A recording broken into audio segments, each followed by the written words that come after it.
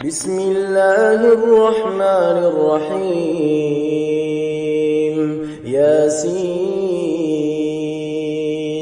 والقرآن الحكيم إنك لمن المرسلين على صراط مستقيم تنزيل العزيز الرحيم لتنذر قوما ما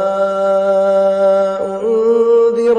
آباؤهم فهم غافلون لقد حق القول على أكثرهم فهم لا يؤمنون إنا جعلنا في أعناقهم أغلالا فهي إلى الأذقان فهم مقمحون وجعلنا من بين أيديهم سدا ومن خلفهم سدا فأغشيناهم فهم لا يبصرون وسواء عليهم أأنذرتهم أم لم تنذرهم لا يؤمنون إنما تنذر من اتبع الذكر وخشي الرحمن بالغيب فبشره بمغفرة وأجر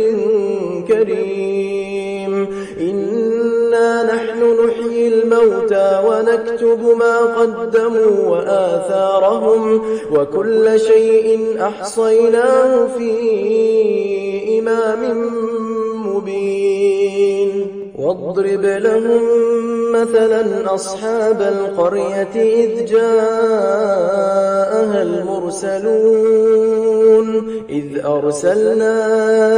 إليهم 2 فكذبوهما فعززنا بثالث فقالوا إنا إليكم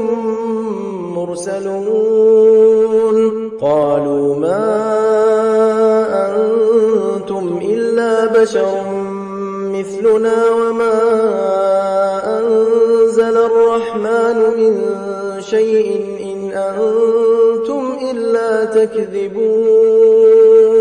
قالوا ربنا يعلم إنا إليكم لمرسلون وما علينا إلا البلاغ المبين قالوا إنا تطيرنا بكم لئن لم تنتهوا لنرجمنكم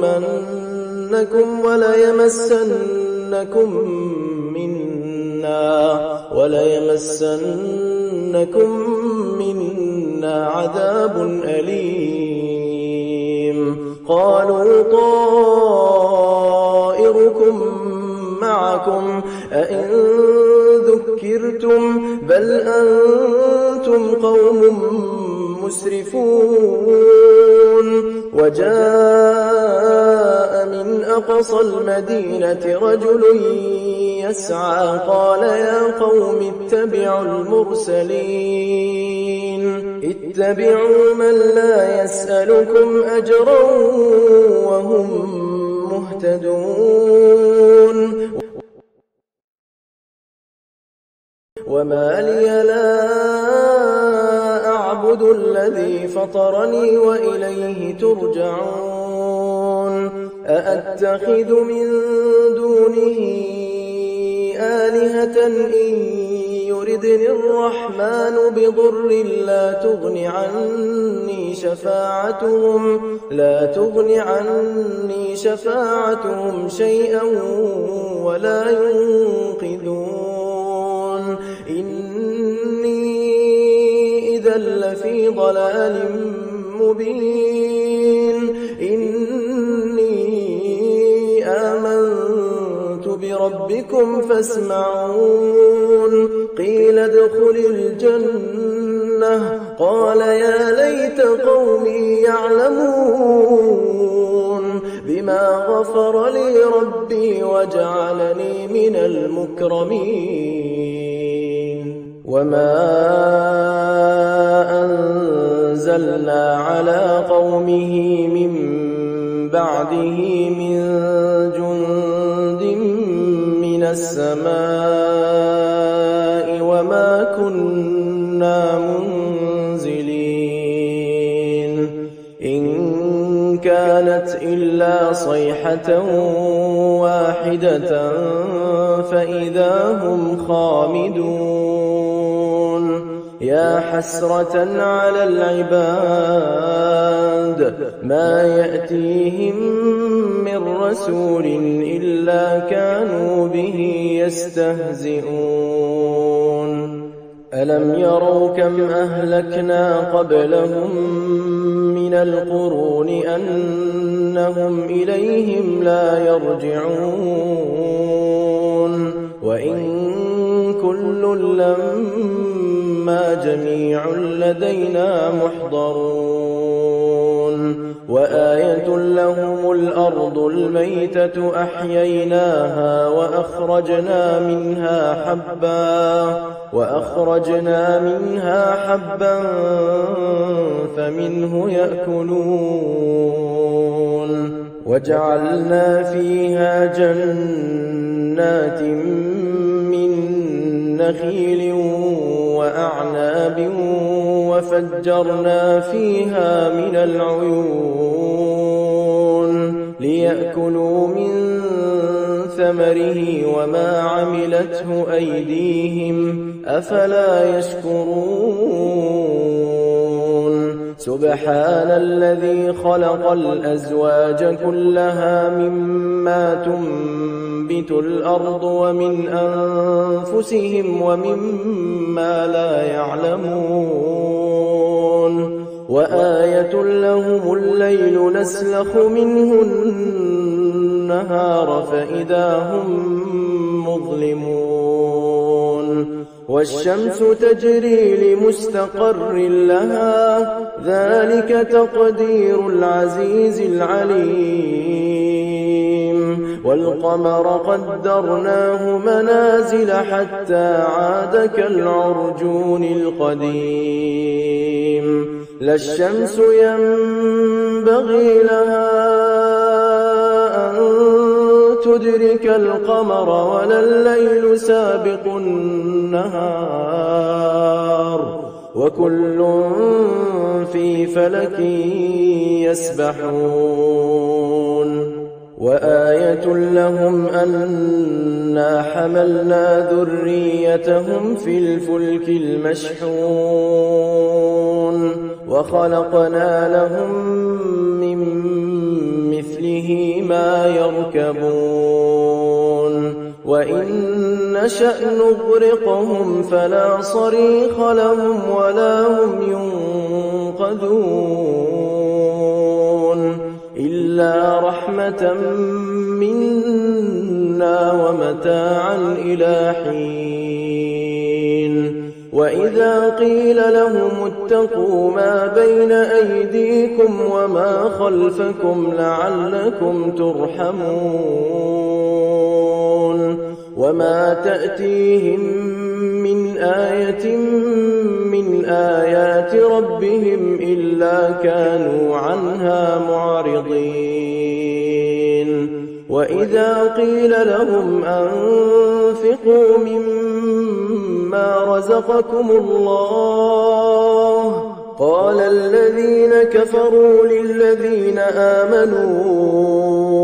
أنطعم من لو يشاء الله أطعمه إن أنتم إلا في ضلال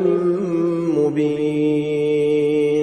ويقولون متى هذا الوعد إن كنتم صادقين ما ينظرون إلا صيحة واحدة تأخذهم وهم يخصمون فلا يستطيعون توصية ولا إلى أهلهم يرجعون فنفخ في الصور فإذا هم من الأجداث إلى ربهم ينسلون قالوا يا ويلنا من بعثنا من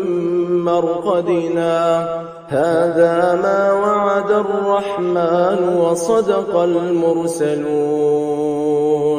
إن كانت إلا صيحة واحدة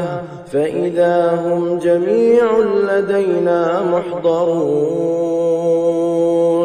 فاليوم لا تظلم نفس شيئا ولا تجزون إلا ما كنتم تعملون إن أصحاب الجنة اليوم في شغل فاكهون هم وأزواجهم في ظلال على الأرائك متكئون لهم فيها فاكهة ولهم ما يدعون سلام قولا من رب رحيم وامتازوا اليوم أيها المجرمون ألم أعهد إليكم يا بني آدم ألا تعبدوا الشيطان إنه لكم عدو مبين وأن اعبدوني هذا صراط مستقيم ولقد أضل منكم جبلا كثيرا أفلم تكونوا تعقلون هذه جهنم التي كنتم توعدون اصلوها اليوم بما كنتم تكفرون اليوم نختم على أفواههم وتكلمنا أيديهم وتشهد أرجلهم بما كانوا يكسبون ولو نشاء لطمسنا على أعينهم فاستبقوا الصراط فأنى يبصرون ولو نشاء لمسخناهم على مكانتهم فما استطاعوا مضيا ولا يرجعون ومن نعمره ننكسه في الخلق أفلا يعقلون وما علمناه الشعر وما ينبغي له إن هو إلا ذكر وقرآن مبين لينذر من كان حيا ويحق القول على الكافرين أولم يروا أنا خلقنا لهم مما عملت أيدينا أنعاما فهم لها مالكون وذللناها لهم فمنها ركوبهم ومنها يأكلون ولهم فيها منافع ومشارب أفلا يشكرون واتخذوا من دون الله آلهة لعلهم ينصرون لا يستطيعون نصرهم وهم لهم جند محضرون فلا يحزنك قولهم إنا نعلم ما يسرون وما يعلنون أولم ير الإنسان الإنسان أنا خلقناه من نطفة فإذا هو خصيم مبين وضرب لنا مثلا ونسي خلقه قال من يحيي العظام وهي رميم قل يحييها الذي أنشأها أول مرة وهو بكل خلق عليم الذي جعل لكم من الشجر الأخضر نارا فإذا أنتم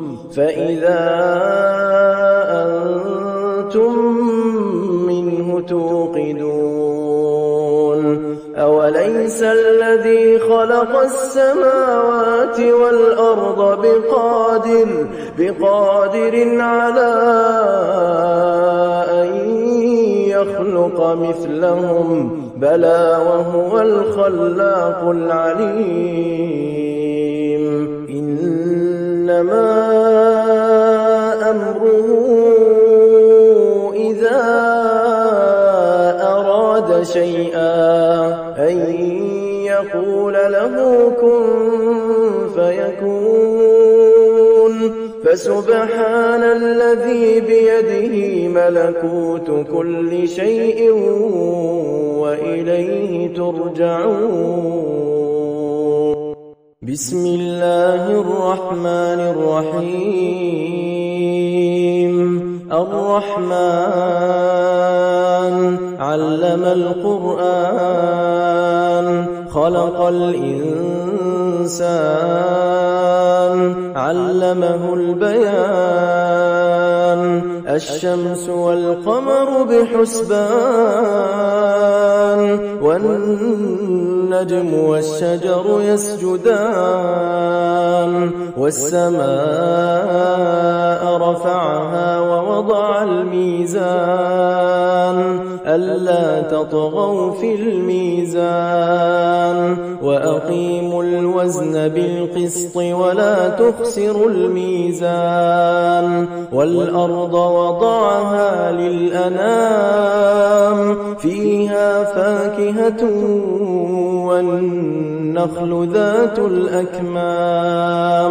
والحب ذو العصف والريحان فبأي آلاء ربكما تكذبان خلق الإنسان من صلصال كالفخار وخلق الجان من مارج من نار فبأي آلاء ربكما تكذبان رب المشرقين ورب المغربين فبأي آلاء ربكما تكذبان مرج البحرين يلتقيان بينهما برزخ لا يبغيان فبأي آلاء ربكما تكذبان يخرج منهما اللؤلؤ والمرجان فبأي آلاء ربكما تكذبان وله الجوار المنشآت في البحر كالأعلام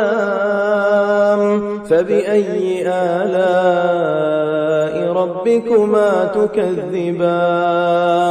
كل من عليها فان ويبقى وجه ربك ذو الجلال والإكرام فبأي آلاء ربكما تكذبان يسأله من في السماوات والأرض كل يوم هو في شأن فبأي آلاء ربكما تكذبان سنفرغ لكم أيها الثقلان فبأي آلاء ربكما تكذبان يا معشر الجن والإنس إن استطعتم أن تنفذوا من أقطار السماوات والأرض فانفذوا لا تنفذون إلا بسلطان فبأي آلاء ربكما تكذبان يرسل عليكما شواظ من نار ونحاس فلا تنتصران فبأي آلاء ربكما تكذبان فإذا انشقت السماء فكانت وردة كالدهان فبأي آلاء ربكما تكذبان فيومئذ لا يسأل عن ذنبه إنس ولا جان فبأي آلاء ربكما تكذبان يعرف المجرمون بسيماهم فيؤخذ بالنواصي والأقدام فبأي آلاء ربكما تكذبان هذه جهنم التي يكذب بها المجرمون يطوفون بينها وبين حميم آن فبأي آلاء ربكما تكذبان ولمن خاف مقام ربه جنتان فبأي آلاء ربكما تكذبان ذواتا أفنان فبأي آلاء ربكما تكذبان فيهما عينان تجريان فبأي آلاء ربكما تكذبان فيهما من كل فاكهة زوجان فبأي آلاء ربكما تكذبان متكئين على فرش بطائنها من استبرق وجنى الجنتين دان فبأي آلاء ربكما تكذبان فيهن قاصرات الطرف لم يطمثهن إنس قبلهم ولا جان فبأي آلاء ربكما تكذبان كأنهن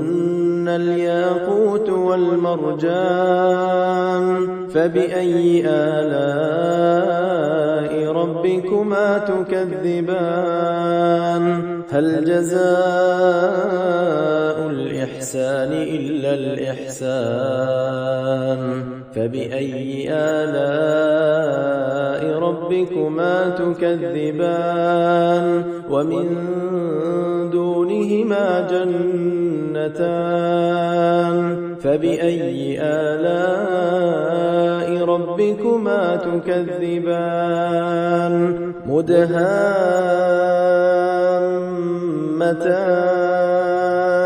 فبأي آلاء ربكما تكذبان فيهما عينان نضاختان فبأي آلاء ربكما تكذبان فيهما فاكهة ونخل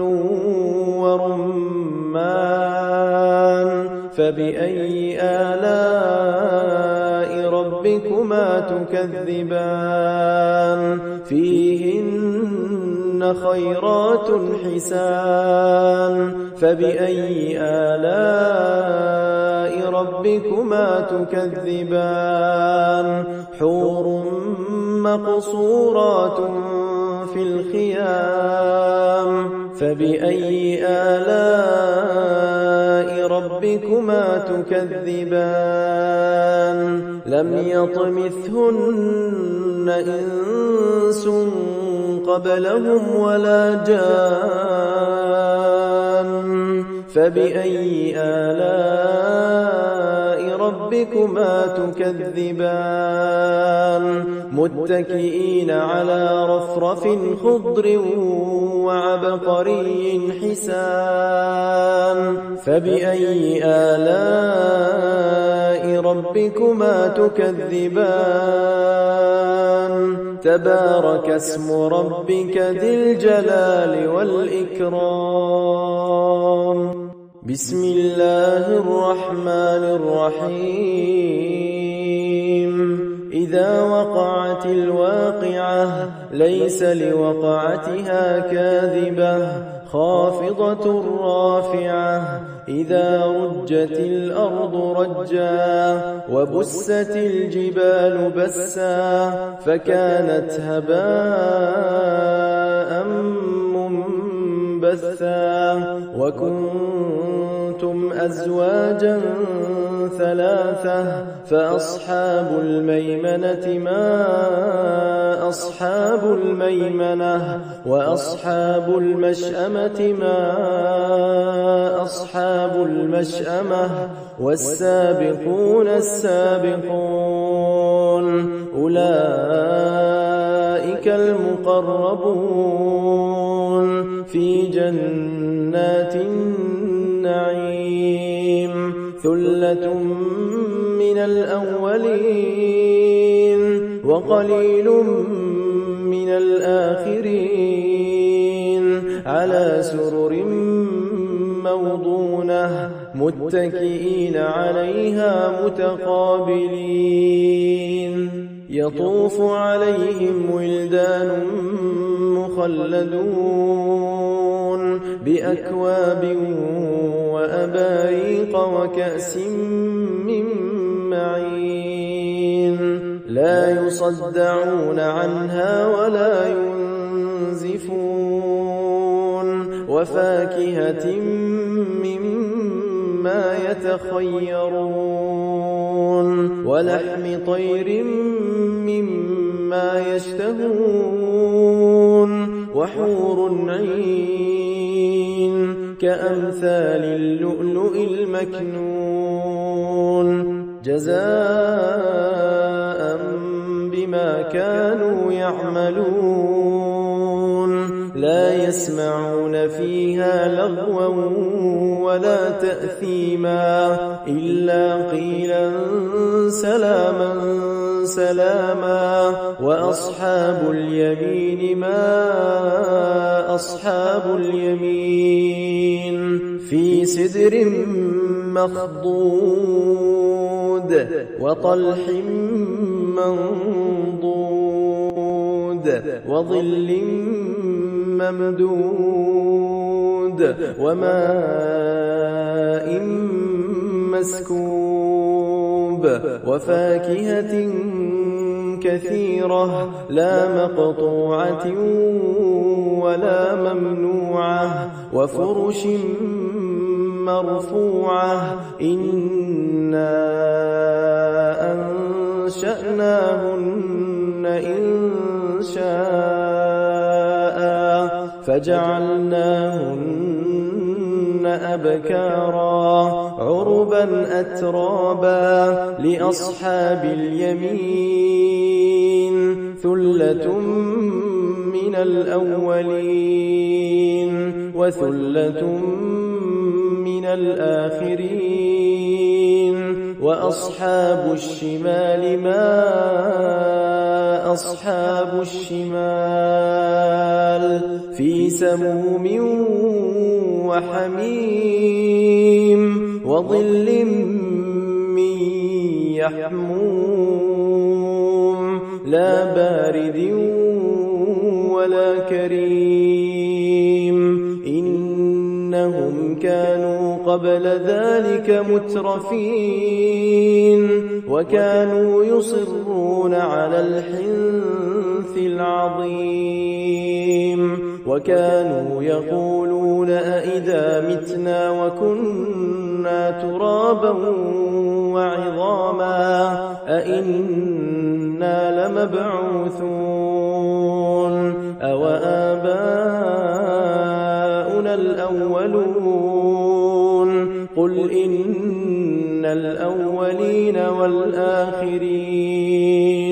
لمجموعون إلى ميقات يوم معلوم ثم إنكم أيها الضالون المكذبون لآكلون من شجر من زقوم فمالئون منها البطون فشاربون عليه من الحميم فشاربون شرب الهيم هذا نزلهم يوم الدين نحن خلقناكم فلولا تصدقون أفرأيتم ما تمنون أأنتم تخلقونه أم نحن الخالقون نحن قدرنا بينكم الموت وما نحن بمسبوقين على أن نبدل أمثالكم وننشئكم فيما لا تعلمون ولقد علمتم النشأة الأولى فلولا تذكرون أفرأيتم ما تحرثون أأنتم تزرعونه أم نحن الزارعون لو نشاء لجعلناه حطاما فظلتم تفكهون إنا لمغرمون بل نحن محرومون أفرأيتم الماء الذي تشربون أأنتم أنزلتموه من المزن أم نحن المنزلون لو نشاء جعلناه أجاجا فلولا تشكرون أفرأيتم النار التي تورون أأنتم أنشأتم شجرتها أم نحن المنشئون نحن جعلناها تذكرة ومتاعا للمقوين فسبح باسم ربك العظيم فلا أقسم بمواقع النجوم وإنه لقسم لو تعلمون عظيم إنه لقرآن كريم في كتاب مكنون لا يمسه إلا المطهرون تنزيل من رب العالمين أفبهذا الحديث أنتم مدهنون وتجعلون رزقكم أنكم تكذبون فلولا إذا بلغت الحلقوم وأنتم حينئذ تنظرون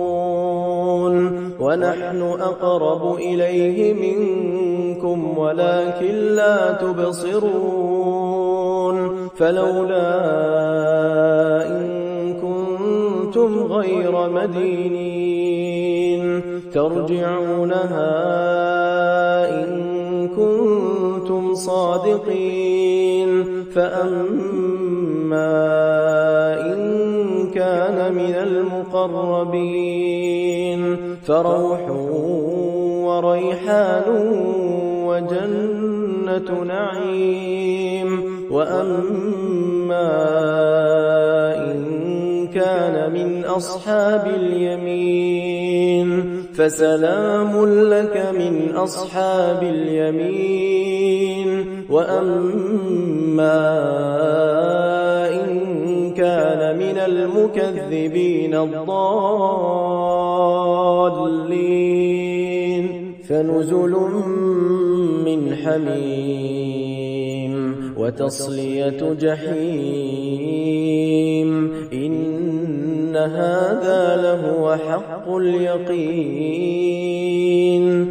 بسم الله الرحمن الرحيم تبارك الذي بيده الملك وهو على كل شيء قدير الذي خلق الموت والحياة ليبلوكم أيكم أحسن عملا وهو العزيز الغفور الذي خلق 7 سماوات طباقا ما ترى في خلق الرحمن من تفاوت فارجع البصر هل ترى من فطور ثم ارجع البصر كرتين ينقلب إليك البصر خاسئا وهو حسير ولقد زينا السماء الدنيا بمصابيح وجعلناها رجوما للشياطين وأعتدنا لهم عذاب السعير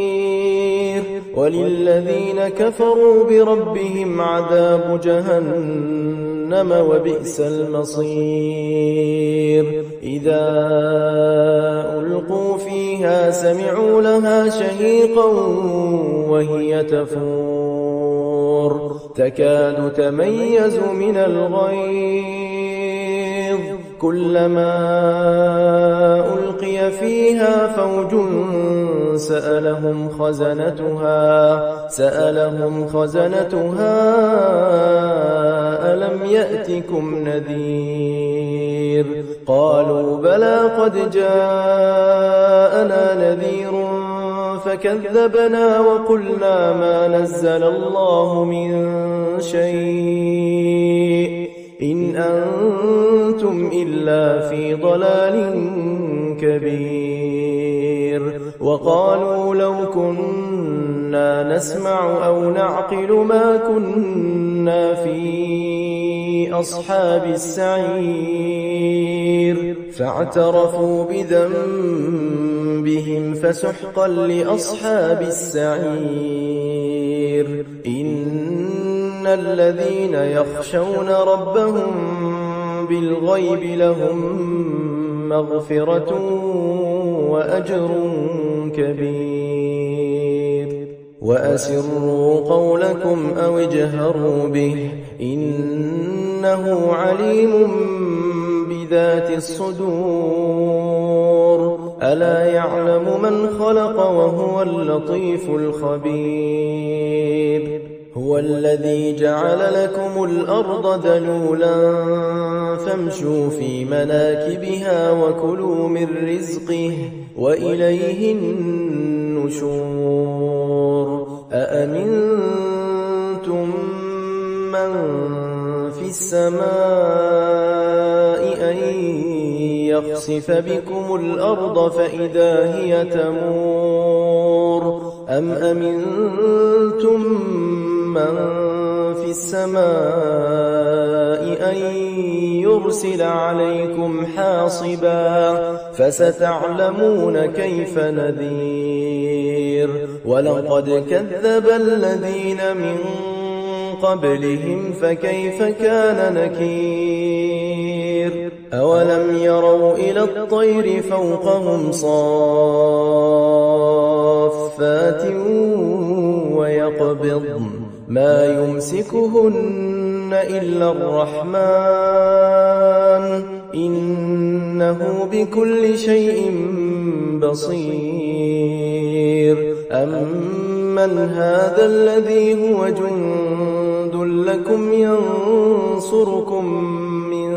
دون الرحمن إن الكافرون إلا في غرور أمن هذا الذي يرزقكم إن أمسك رزقه بل لجوا في عتو ونفور أفمن يمشي مكبا على وجهه أهدى أمن يمشي سويا على صراط مستقيم قل هو الذي أنشأكم وجعل لكم السمع والأبصار والأفئدة قليلا ما تشكرون قل هو الذي ذرأكم في الأرض وإليه تحشرون ويقولون متى هذا الوعد إن كنتم صادقين قل إنما العلم عند الله وإنما أنا نذير مبين فلما رأوه زلفة سيئت وجوه الذين كفروا وقيل هذا الذي كنتم به تدعون قل أرأيتم إن أهلكني الله ومن معي أو رحمنا فمن يجير الكافرين من عذاب أليم قل هو الرحمن آمنا به وعليه توكلنا فستعلمون من هو في ضلال مبين قل أرأيتم إن أصبح ماؤكم غورا فمن يأتيكم بماء